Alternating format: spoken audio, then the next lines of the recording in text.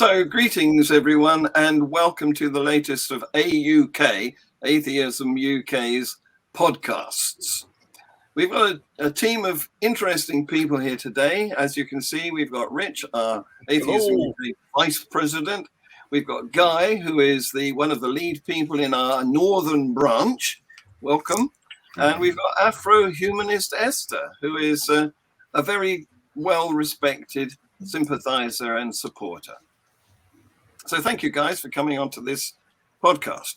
Now, the issue that we're going to address today is something that happened on Easter Sunday, which of course is a showcase for the Archbishop of Canterbury, Justin Welby.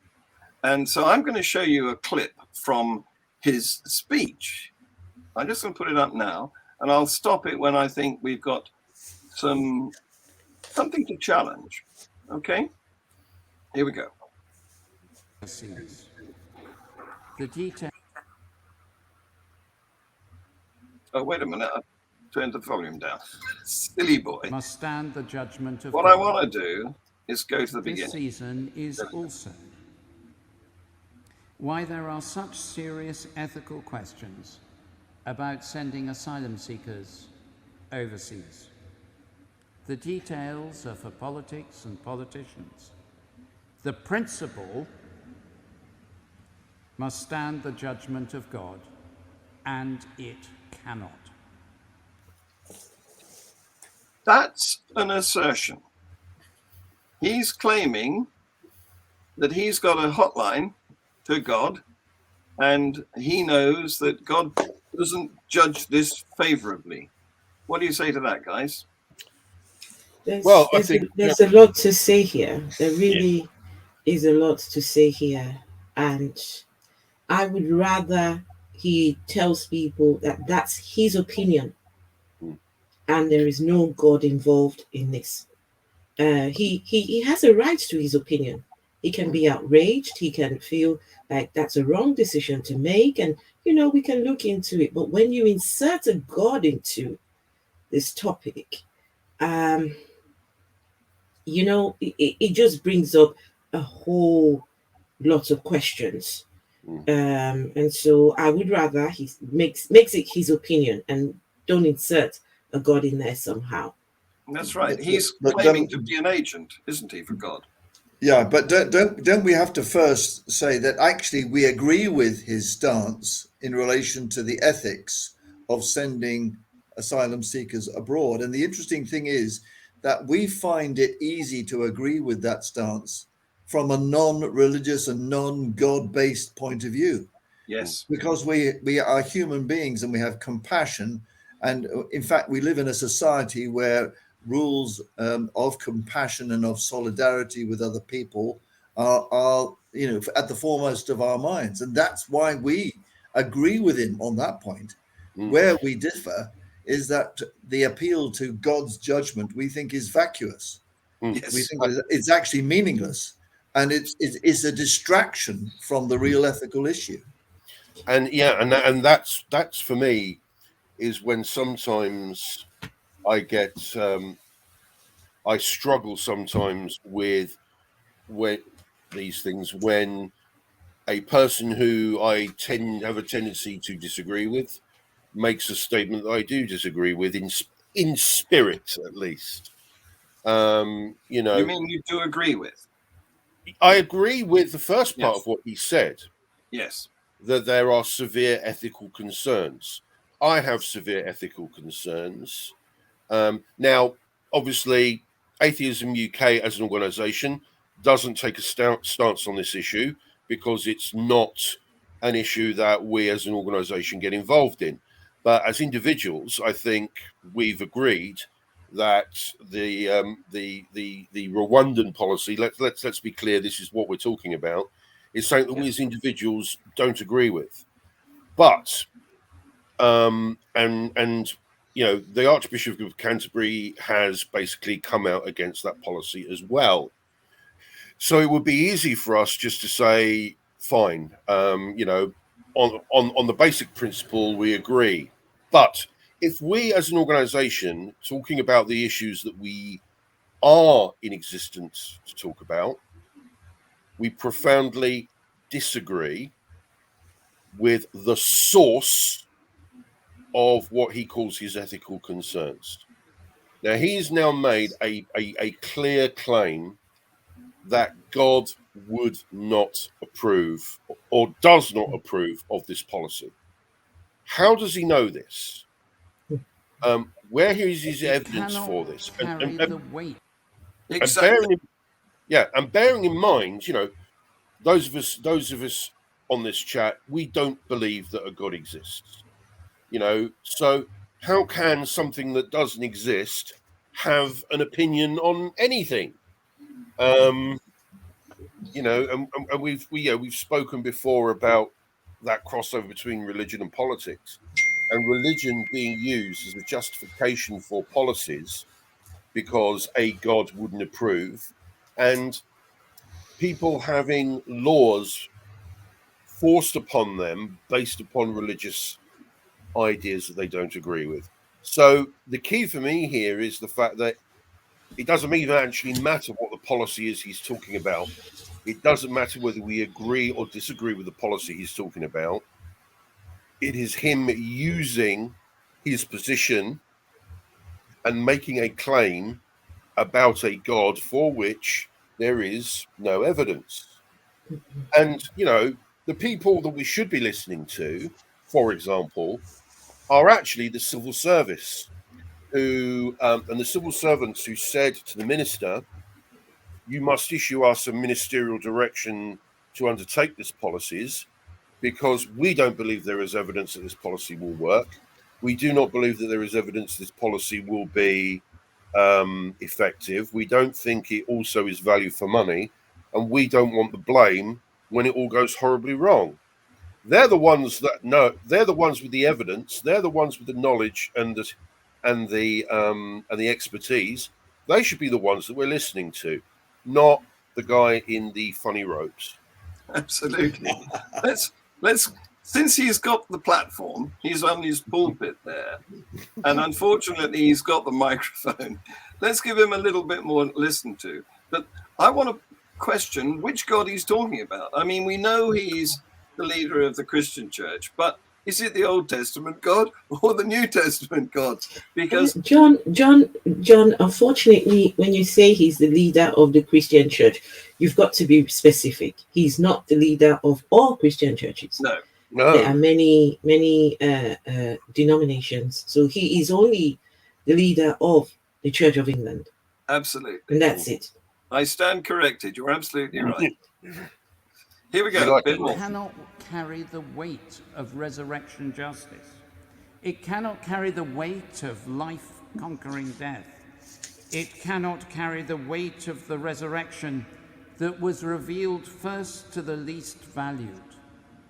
For us, resurrection, guys. What's he said resurrection justice. Yeah. It sounds like a really bad Steven Seagal film. Oh gosh. Sorry if there's any Steven Seagal fans out there.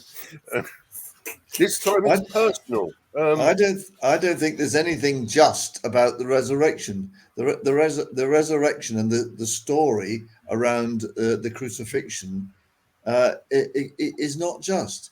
How can a person being killed redeem anybody? That doesn't make any sense. There's no mechanism by which that could happen. So that doesn't make any sense to me. Resurrection justice is another vacuous term. Yeah. I think when they talk about the resurrection story, they make you understand that he became human. When it suits them, he was human to bear your sins. He was human to feel your pain. But then when you call them out on the story of the resurrection, how can we accept the death of a man for us? How can we accept the death of an innocent party dying for if you were to call us the guilty party? And then they will tell you, oh, but he wasn't God. No, he wasn't human. He was God. So you can't eat your cake and have it. You can't be God sometimes and then he's human other times. I mean, you've got to remain consistent. What exactly is going on in this story? The story doesn't make sense. Doesn't make sense at all. It's a sacrifice, isn't it? It goes back to the primitive days of sacrificing a living animal. But if he came back if you read the stories, he came back actually only a day and a half later. But you know, but if you actually read the stories, he came back. So he didn't actually stay dead. So again, you know, going to this idea of the resurrection. There's no sacrifice. Yeah. So what sacrifice was it? Yes. Yeah. You know. Well, I mean, the whole concept of sacrifice has nothing to do with justice. No. It's about originally it's about scapegoating all your problems onto an animal and killing it. Yes, there's nothing just about that. The resurrection is literally a reworking of the scapegoat story. Yeah. Literally, in fact, you know, that's why sometimes Jesus is referred to as the Lamb. Yes. You know, it's all part of the. It's all imagery. It's nothing that's actually real. And again, you know, and I like your idea, Rich, about he only died for a day and a half. Yeah. Surely, if he's going to die for our sins, he must do it properly. Yes. Permanently. Yes. He had a bad, he had a bad weekend for your sins. You know, actually, he's not sacrificed anything apart from a bit of inconvenience and pain of going through some suffering. Yeah, okay, that's real, but that is not that. You know, in now that he's an eternal being, so having a bit of pain and inconvenience and temporary death for a day and a half is meaningless if you're an eternal being. Yes. And having a lost weekend. We've all done that, haven't we? Had a lost weekend. We have. Yes. This idea of a sacrifice does not quite work for me, because Jesus was in on the plan to begin with. Jesus knew he was coming here for a purpose. Yes. He knew that him being on earth was for a reason. So how is that? How is that a sacrifice when he was in on the plan to begin with? And the fact that he's on that cross, screaming his head off, "Father, Father, why have thou forsaken me?" Hello? But you know what's about to happen. You know you're only going away for a day and a half. Come on, just shut it and get on with it. It just doesn't work. You've raised a very interesting point there, actually, Esther, because one of the things, you know, in some of the reading that I've done, you then realize, actually, the crucifixion story ends 4 different ways. Because, as I say, my God, why have you forsaken me is only his last words in one of the Gospels. You know, in another of the Gospels, it's forgive them for they know not what they do, and then he dies. And then in another one, it is done, it is finished, and he goes and he dies effectively on his own terms, loud and proud. So again, you know, there's so many inconsistencies with the Easter story anyway. Like funnily enough, the Christmas story that we were speaking about not that long ago. There is no reason to believe that any of it is real. It's all effectively propaganda based on the message that the individual storyteller, whoever Matthew, Mark, Luke, and John actually were, because we don't know who they actually were, the authors of those texts. It was propaganda regarding the message that they wanted to tell in their version of the story. It's totally inconsistent. And in fact, actually, John's gospel doesn't even have him dying on the Friday. He has him dying on the day before. So again, there's not even a consistent on what day he actually died.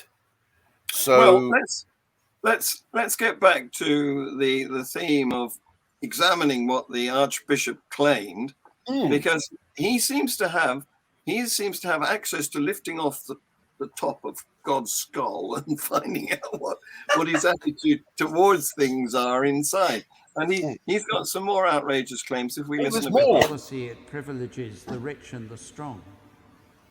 and it cannot carry the weight of our national responsibility as a country formed by Christian values, because subcontracting out our responsibilities, even to a country that seeks to do well, like Rwanda, is the opposite of the nature of God. Right. Well, firstly, are we a country formed on Christian values? That's a good question. What are Christian values? Yes. Because we went to Stonehenge a little while ago. I don't think that the builders of that were thinking of Christian values. you know, and if you trace our history back, and if you look at our history, and the things that were done in the name of Christianity are horrendous. Yes. If you go back, the wars of religion that we've had, the persecution and execution of heretics, is that Christian values? No, I think for a start, modern society has shrugged off most of those ideas. Modern society, I think, are actually built on human values. Absolutely. But that being said, even if you're going to be generous, which I tend not to be in this case, modern interpretations of Christianity, or at least certain sects and denominations of Christianity, maybe this lovey-dovey hippie Jesus, but I'm sure, as Esther can probably confirm, there are lots of denominations of Christianity out there that are still fire and brimstone. Yes. Versions of Christianity. I want to get the humanist involved here. What values, Guy? What values do you think we're built on?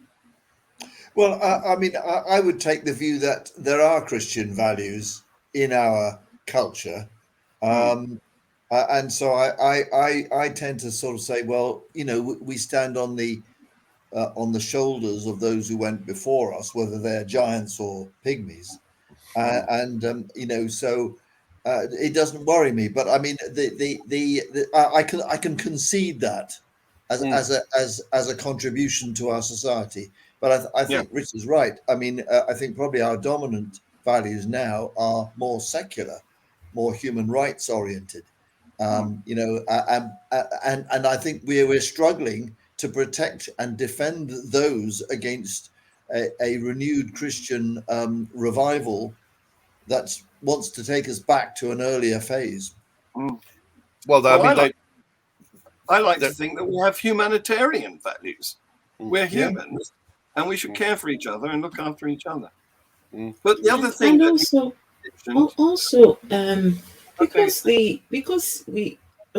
I would give him the benefit of the doubt and say, indeed, this country was founded on Christian values, but we as humans, we evolve as people. Because we once had these Christian values as a foundation does not mean we've got to stay stuck with those values. We've got to evolve as people. We've got to move with the times. We've got to, just evolve also. And these Christian values also ought to evolve. Yes, and this is the problem. This is a problem with religion. Who gets to update these books? Who gets to?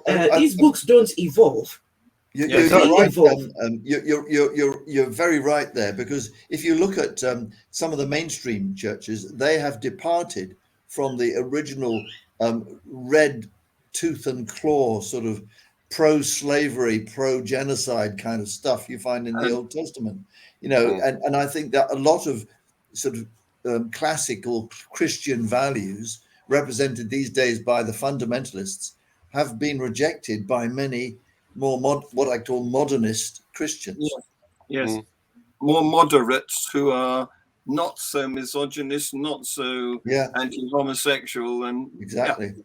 But at the same time, you still do have these fundamentalists.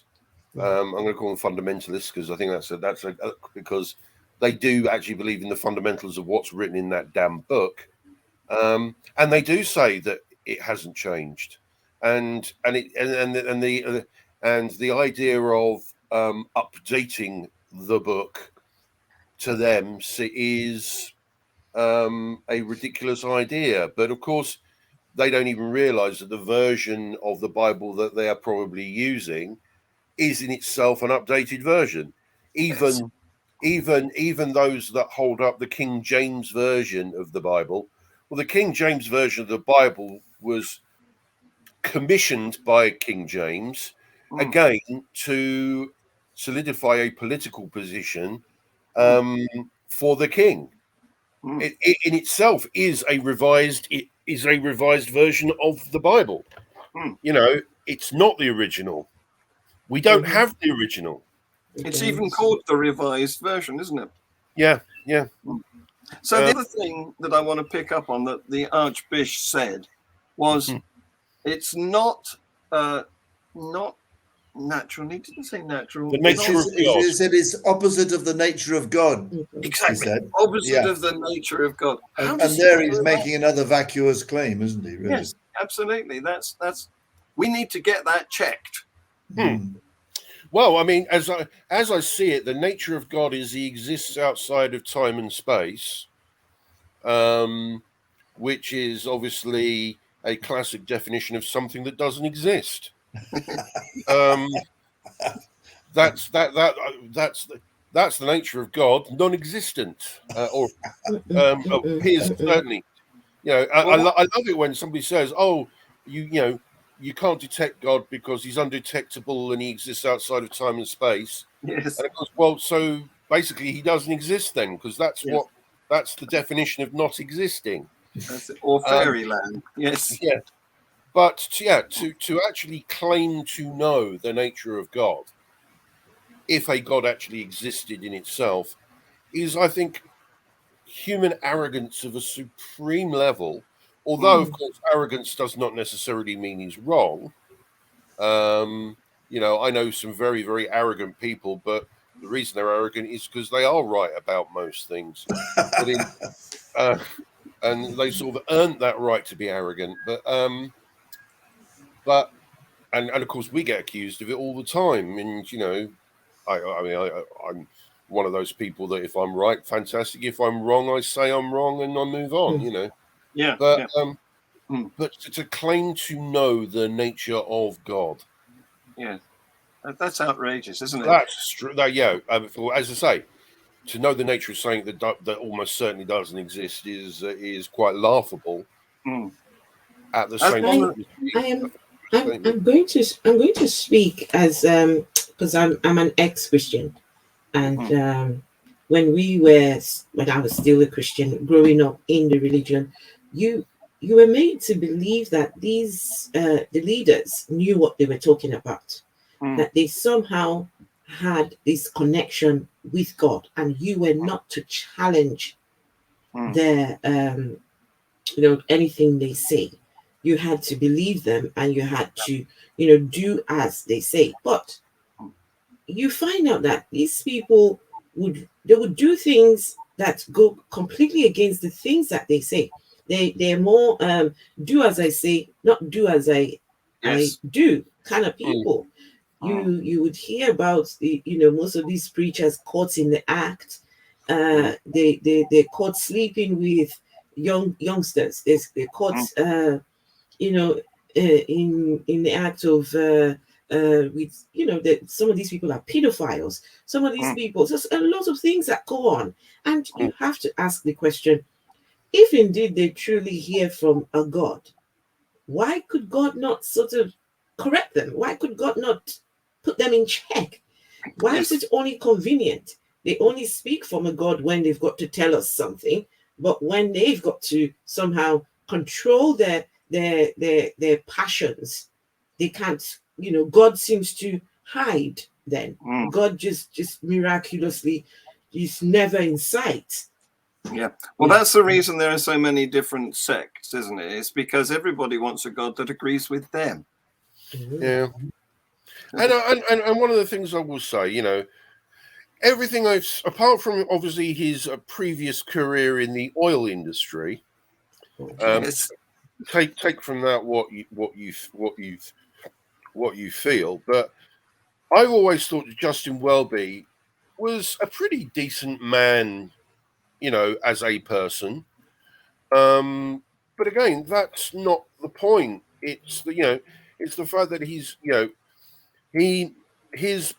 previous, his time as Archbishop of Canterbury, he, I think he's tried to be a decent person. He's sat on a church like all churches have. One of the problems, that all groups like this have. There has been some sexual scandals in the Church of England, but one of the things the Church of England, and there have been a couple of cover-ups, but not on the scale, I think, of the Catholic Church. But I'm fully prepared to believe that Justin Welby is a decent human being, and he's horrified by some of the horrible things that the Church has probably done in its past. But that's, again, his opinion. It's his opinion, and he's making these theological claims. I mean, as soon as you started speaking, Esther, about we're expecting the leaders of the church to know what they're talking about, is because they've been through a theological education. But I mean, I now totally question the benefit of theology as a subject. I mean, what does he know? What does he actually know? Well, he knows the nature of God. Going back to my earlier point, how can you know the nature of something, even if that God did exist, it must be such a complex being. If he did it, how would you know the mind of this being? So we're agreed then, I think, that he's making claims, and these claims should be questioned. Yes? Yes, right. Absolutely. Right.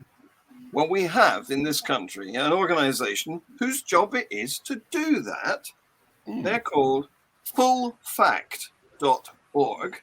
And this is what they say on their About Us page on their website. Take a look at this. Could you read it out for those for those that are listening? It's quite small, so and we are an audio podcast too. So here we go. This is what fullfact.org says on its About Us page. And I'm quoting, "Bad information ruins lives. No question. We're a team of independent fact checkers and campaigners who find, expose, and counter the harm that it does. Our principles are simple.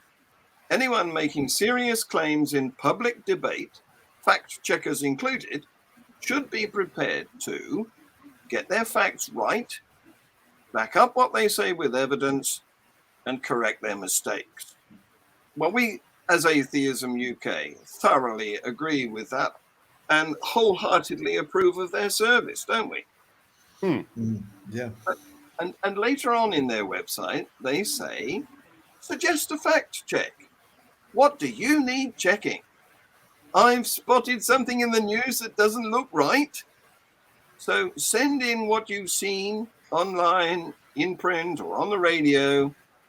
We consider, this is us now speaking, we consider religious claims to meet the criterion of bad information ruins lives.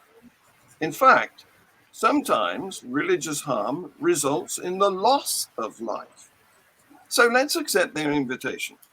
They've kindly provided a page on their website set out for us to fill in, and I put the link there to click on.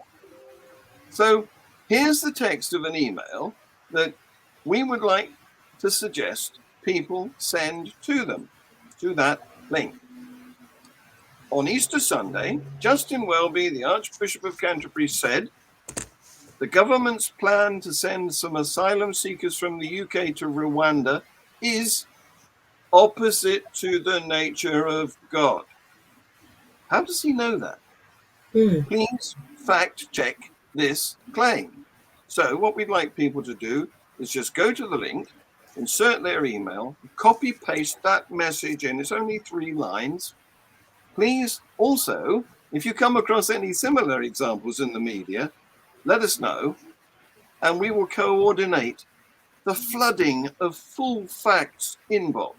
Let's make them work for their bread, for their cake. And if you can find any images or clips of that sort of misinformation that's being disseminated by the religious, please add them to any information you send to us, and we'll coordinate it into a campaign. Well, that's amazing. I mean, it will be interesting to see whether or not, as an organisation, whether or not Full Fact would go as far as examining religious claims. I'm going to be a devil's advocate for a moment, which we can discuss, because a lot of fact checkers often don't get involved in trying to fact check religious claims because they're impossible to fact check. Now, if they're impossible to fact check, then what factual value do those claims actually have? So again, being devil's advocate for a minute and coming right back round to our position, if these claims cannot be fact checked, what worth are they in the first place? Exactly. Yeah. Yes. It's interesting. Yeah, it's interesting. I've just gone on the Full Fact page, and I think this is going to be one of my favorite places to go to. Some of the subjects that they talk about: that Iceland has not declared that all religions are a mental disorder. Muslims in the UK, about the viral poster fact check and full facts about that. Talks about you cannot be exempt from council tax if your home is used as a place of worship. I did not know that some people want to not pay council tax because their homes are being used. Yes. So thank you. This is interesting. I think I found the same page as you. This is going to give me hours of fun. So there you go. They're not shy at checking religious claims. No, I mean, we had some fun in Greater Manchester Humanists about 5 or 6 years ago, because we noticed some adverts from a black charismatic sort of evangelical organization promising amazing miracles. Yes. And so we thought, well, we'll go along and see these amazing miracles. And we turned up and we found no amazing miracles or no miracles of any sort. But we also found that the premises that they were having their revival sort of rally in was in fact a disused cinema, which was decidedly unsafe, with the lighting not working properly, and the gallery was shaking, and we thought, my goodness, it's, but and we reported it to community standards or whoever they were, and they came along and shut the place down as unsafe. It should have been boarded up. Apparently, I think they'd got in. I don't know how they managed it, but it was actually not a safe place. It was going to fall down. It's quite funny. Well, there was another incident of something similar back in, I don't know, the early 2000s, when some churches in Bath put out leaflets claiming that they could cure all ills by prayer. And the Advertising Standards Authority made them stop. So, there's precedent for this. Yeah. Let's do it. Let's get everyone who's watching this and everyone else, tell your friends, we want to send this very short email to the link on their website, https://fullfact.org/get-involved/contact/. Go to the Full Fact website. You can easily find it. There will be a contact us tab there, and I think the whole idea here is we should be promoting factual information, and not just anyone can come out and give information. It's not enough to think because Boris Johnson said it is fact. Anyone If can Boris give. Johnson said it, I'm going to go and fact check it because I might be revealing some of my prejudices here. But if he says Great. anything, I'm now. If he said the sky was blue, I'd go out and hire a spectrometer to go out and check. What a If reputation. he says that there wasn't a party, then Yeah, he was in fact, ambushed check by that cake. one. Well, before we get too political, guys, I Yeah. want to point out to our viewers, thank you for watching, by the way, that we are Atheism UK. There's a ticker along the bottom pointing out where to go for our website, atheismuk.com. We also are on this channel, Atheism UK on YouTube. That's our channel. And we have presence on Facebook, Twitter, and where else, Rich? Tell us. Instagram. Yeah. Yeah, we've got an Instagram account as well. Great. We got Twitter, we got Facebook. We haven't got TikTok yet, but I'll think about that. I'm not sure what I'd post on there, to be honest. Well, but you'd have to do a bit of dancing, I think, Rich. And No. TikTok has moved on. It's much more serious than it was at the beginning. Yep. But nothing stays the same for long. Guys, thank you very much. You have been fantastic. I don't know about you, but I've thoroughly enjoyed this little podcast. Yeah. So take the rest of the day off. subscribe, Yes, like, subscribe, ring the bell, comment, please. all You of that. guys are our lifeblood. So I'm going to play the outro. Bye-bye from me. Bye. Bye.